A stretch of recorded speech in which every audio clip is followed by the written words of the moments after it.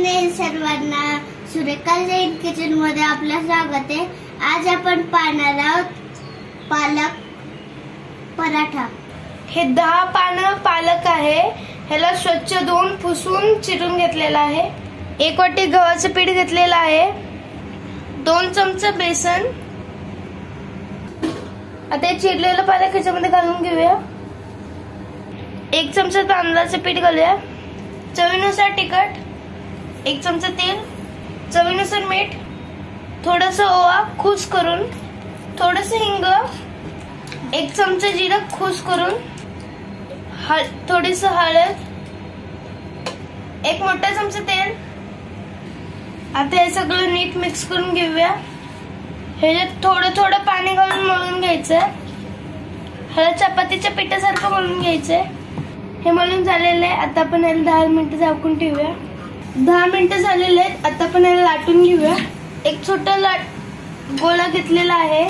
आता आपण याला लाटून घ्यायचंय। अशा प्रकारे याला चपाती सारखंच लाटून घ्यायचंय। जास्त जाड पण नाही आणि पातळ पण नाही। तव्यावर थोडं तेल घालून घेतलेलं आहे। आता आपण याच्यावर चपाती टाकूया। आता ह्याला आपण पराठा टाकून घेतलेला आहे। ह्याला पलटून घेऊया। मंद आचेवर खरपूस भाजून घ्यायचं। याला थोडंसं तेल लावून घ्यायचंय आणि मग पलटायचंय आणि मागे पण तेल लावून घ्यायचंय। ह्याला आता काढून घेऊया।